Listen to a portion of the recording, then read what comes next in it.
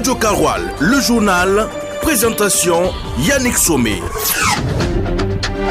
338 565 candidats seront en quête du certificat d'études primaires CP. Cette année, le ministre en charge de l'éducation de base précise qu'il y a des innovations cette année.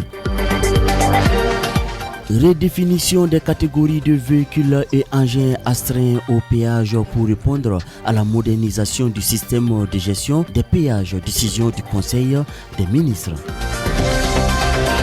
Dafra Foot Awards récompense les sportifs du Faso Foot. Voilà ce qui constitue la une de ce Midi Info. Bonjour madame et messieurs et bienvenue à cette autre édition de la radio Kaoural. Et nous commençons tout de suite par le Conseil des ministres qui s'est tenu hier mercredi 28 mai 2025 sous le leadership du président du Faso, le capitaine Ibrahim Traoré. Des décrets portant acquisition du matériel pour renforcement de capacités opérationnelles des forces de sécurité intérieure, de modalités de gestion du péage sur les routes bitumées à l'intérieur des limites territoriales du Burkina Faso, ainsi que la modernisation du ministère de l'enseignement secondaire et de la formation professionnels et techniques ont été adoptés. Le point du Conseil des ministres avec Ismaël Konfé. Au titre du ministère de la Sécurité, le Conseil a adopté un rapport pour l'acquisition des effets d'habillement ainsi que l'étude et la mise en place d'un dispositif de vidéosurveillance pour le compte du ministère de la Sécurité. Assuré par le budget de l'État, le coût s'élève à plus de 9 milliards. Dans le secteur des infrastructures, le Conseil a adopté des innovations pour la gestion des péages. Ce sont entre autres la révision des tarifs du péage pour les véhicules poids lourds en fonction du nombre d'essieux, la redéfinition des catégories de véhicules et engins astreints au péage. Pour le compte du ministère en charge de l'enseignement secondaire et la formation professionnelle et technique, le Conseil a adopté un rapport pour l'équipement, la réhabilitation d'établissements professionnels de diplômes vierges sécurisés au titre de l'année 2025. Le coût s'élève à plus de 5 milliards assuré par le budget de l'État. Le Conseil a adopté un décret pour protéger le patrimoine génétique ainsi que les connaissances traditionnelles associées. Ratifié des protocoles relatifs à l'aviation civile internationale, le ministre en charge de la communication s'est exprimé sur l'organisation de la 7e édition du Prix national de l'entrepreneuriat touristique. Le ministère de l'administration territoriale et de la mobilité dans un communiqué fait constater que la célébration de la journée des coutumes et traditions le 15 mai dernier a suscité des messages de haine et de division via les réseaux sociaux, notamment des vidéos de prêche de certains religieux.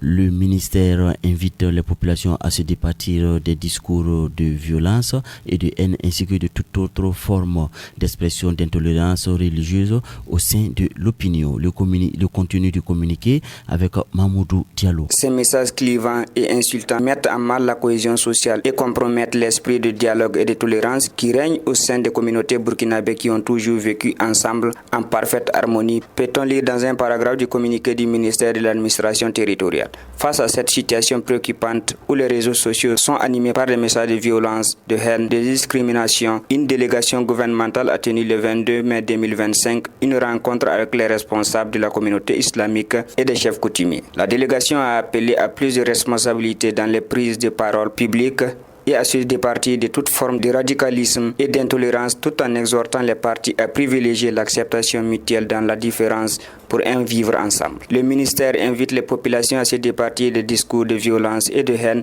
ainsi que toute forme d'expression d'intolérance religieuse. Selon le ministre, toute personne, sans exception, qui au nom d'une quelconque religion se livrera à de telles pratiques sera punie conformément au texte en vigueur. Et dans la note ministérielle, il rassure l'opinion publique d'assumer pleinement son rôle régalien de protection de la liberté du culte pour tous les citoyens et pour toutes les confessions religieuses dans leur diversité.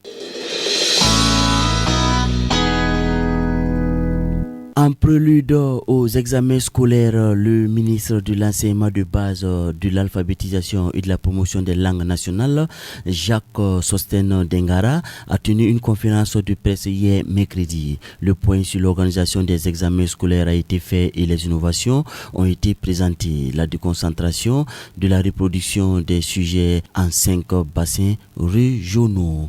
Les détails avec Fatmata Dikou. Le ministre de l'enseignement de base, de l'alphabétisation et de la promotion des langues nationales, Jacques Sostène Dengara, a affirmé face à la presse que pour cette session d'examen, les épreuves vont débuter le 3 juin 2025.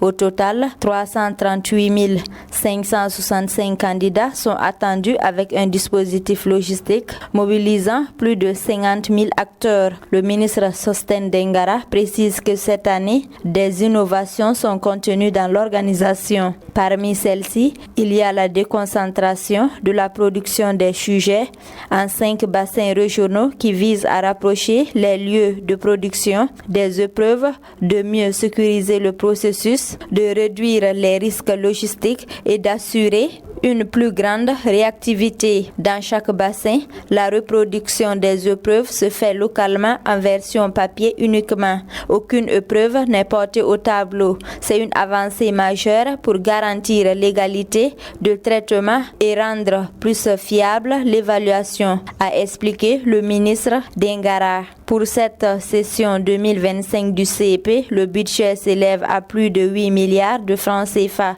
Selon le calendrier officiel des examens et concours scolaires, tout commence le 2 juin et prend fin le 15 juillet. On reste toujours du côté de Ouagadougou. Un artiste musicien interpellé après la publication du teaser d'une vidéo le vendredi dernier. Le teaser annonçant la sortie prochaine de son clip contenait des images obscènes créant l'indignation sur les réseaux sociaux. La brigade centrale de lutte contre la cybercriminalité l'a interpellé et auditionné. Les détails avec Mamoudou Diallo. Une courte vidéo publiée par l'artiste musicien a fait le tour des réseaux sociaux avec des obscènes depuis la semaine dernière. Face à cette vague d'indignation, l'artiste a été interpellé et auditionné par les services judiciaires. Il a ensuite été déféré devant le procureur du Faso près le tribunal de grande instance Ouaga 1 pour répondre de ces faits. De tels actes sont prévenus et punis par le code pénal burkinabé, notamment dans son article 533-1, et est puni d'une peine d'emprisonnement de 3 mois à 2 ans et une amende de 250 000 francs à 2 millions de francs CFA quiconque commet un outrage public à la pudeur, lit-on dans le communiqué.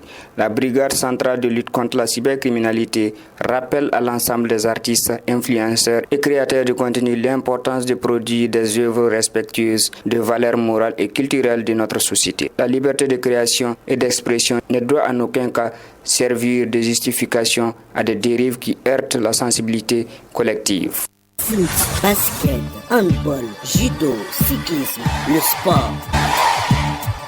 Et on termine par un mot de sport cette édition de midi. Le comité d'organisation de la 2e édition de Dafra Foot Awards a tenu une conférence de presse le mardi dernier. Les catégories récompensent les meilleurs joueurs, les meilleurs coachs, les meilleurs arbitres ainsi que les meilleurs supporters face au foot. La cérémonie se tiendra le 27 juin prochain. Avec Amadou Li, nous avons les différentes catégories. En présence de nombreux journalistes, d'acteurs du monde sportif et des partenaires, la conférence avait pour objectif principal de présenter le projet dans ses grandes lignes, d'expliquer sa vision et de dévoiler les catégories de récompenses ainsi que les nominés retenus pour cette édition. Dans son discours d'introduction, Rissard a tenu à rappeler l'importance de reconnaître et d'honorer ceux qui œuvrent chaque jour au renouveau du football national. Le sport, et plus particulièrement le football, est un levier de cohésion, de passion et d'aspiration pour notre jeunesse. Et donc, il est donc nécessaire de mettre en lumière celles ou ceux qui, dans l'ombre ou sous les projecteurs, contribuent à son développement, a-t-il déclaré. Dafra Foot Award 2025 va offrir 9 récompenses qui vont récompenser le meilleur coach de la D1 masculine, le meilleur buteur de la D1 masculine, le meilleur gardien de la D1 masculine, le plus beau but de la D1 masculine, le meilleur coach de la DD masculine, le meilleur buteur de la DD masculine et le Dafra Award, le meilleur arbitre du Faso Foot, et va récompenser le meilleur supporter du Faso Foot. Chaque catégorie regroupe une sélection de nominés choisis selon les critères de performance, de régularité, d'impact et d'engagement. Cette distinction, loin d'être symbolique, vise à encourager l'excellence et à créer une saine émulsion entre les différents acteurs. En clôture, le comité a donné rendez-vous à tous pour la grande cérémonie de remise des prix prévue pour le vendredi 27 juin 2025.